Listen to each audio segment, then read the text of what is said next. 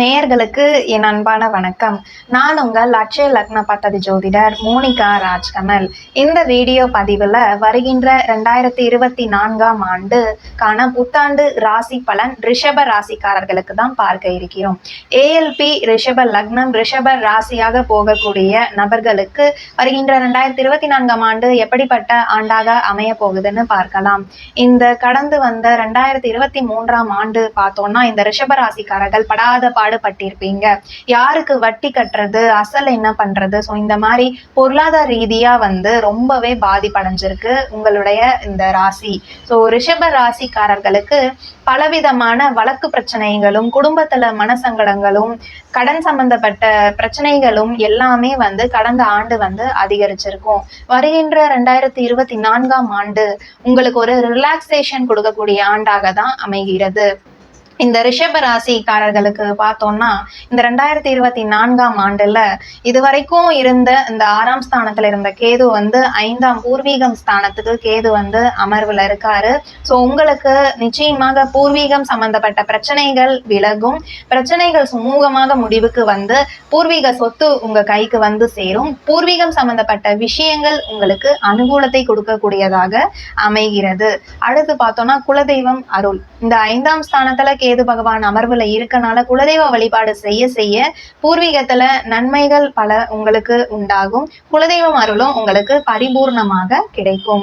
அடுத்து பார்த்தோம்னா பொன் பொருள் சேர்க்கையும் உண்டாகும் இந்த 2024 ஆண்டுல.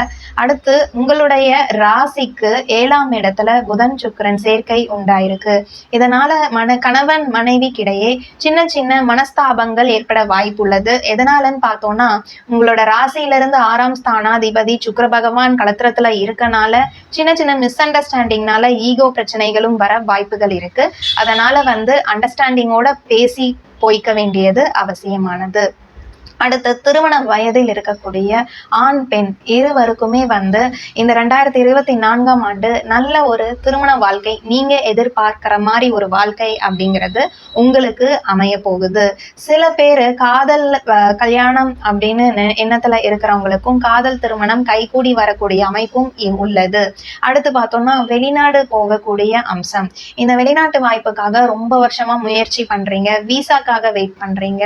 இந்த மாதிரி முயற்சிகளை மேற்கொண்டு வந்துட்டு இருக்கீங்கன்னா நிச்சயம் 2024ஆம் ஆண்டு ஒரு சக்சஸான ஒரு விஷயம் நடக்க போகுதுன்னு தான் சொல்லுவேன். தாராளமா வெளிநாட்டுல இம்போர்ட் எக்ஸ்போர்ட் சம்பந்தப்பட்ட பிசினஸ் செய்யறவங்களா இருந்தீங்கன்னா பலவிதமான நன்மைகளும் லாபங்களும் குவிய இருக்கின்றது. அடுத்து இந்த மருந்தகம் சம்பந்தப்பட்ட விஷயத்துல பிசினஸ் செய்றீங்க, கவர்மெண்ட் சம்பந்தப்பட்ட பிசினஸ், கவர்மெண்ட்ல ஒரு கான்ட்ராக்ட் எடுத்து பிசினஸ் பண்றீங்க, கவர்மெண்ட் உத்தியோகத்துல இருக்கக்கூடியவர்கள், கலை இயல் இசை நாடகத்துல இருக்கக்கூடியவர்கள், இவங்க எல்லாத்துக்குமே ஒரு அற்புதமான ஒரு சம்பளத்தோட ஒரு உயர் பதவியும் கிடைக்க இருக்கிறது. அடுத்து உங்களுடைய இந்த வருமான ஸ்தான அதிபதி களத்திரத்துல இருக்கனால உங்களோட கணவருக்கு நல்ல வருமானத்துல ஒரு வேலை, புதிய வேலை அப்படிங்கிறது நிச்சயமாக உண்டு. குடும்பத்துல அனுசரிச்சு போங்க. சின்ன சின்ன மனக்கசப்புகளும் வர வாய்ப்புள்ளது. குடும்பஸ்தானாதிபதியான புதன் பகவானோடு இந்த 6 மறைவு ஸ்தானாதிபதி சுக்கிரன் அமர்வுல இருக்கனால பேச்சில் மிக கவனம் செலுத்த வேண்டியது அவசியம்.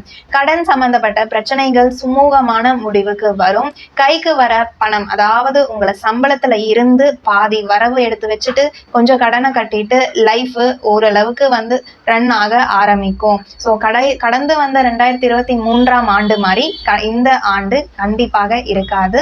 நல்ல ஒரு மாற்றத்தை உங்களுக்கு ஏற்படுத்தி கொடுக்க இருக்கிறது. மேலும் இந்த 2024ஆம் ஆண்டு புத்தாண்டுல சிறப்பான பலன்களை பெறுவதற்கு நீங்கள் வழிபட வேண்டியது பிரசன்ன வெங்கடேச பெருமாள் கோவில். இந்த கோவிலுக்கு சனிக்கிழமை அன்று போயிட்டு தரிசனம் செஞ்சுட்டு வாங்க. உங்க வீட்டின் அருகே இருந்தாலும் பரவாயில்ல, இந்த பிரசன்ன வெங்கடேச பெருமாள் இருக்காரான்னு பாருங்க. நிச்சயமா ஒரு நல்ல மாற்றம் உங்களுடைய வாழ்க்கையிலையும் ஏற்படும். மற்றொரு ஆன்மீக பதிவில் நான் உங்களை சந்திக்கிறேன். நன்றி, வணக்கம்.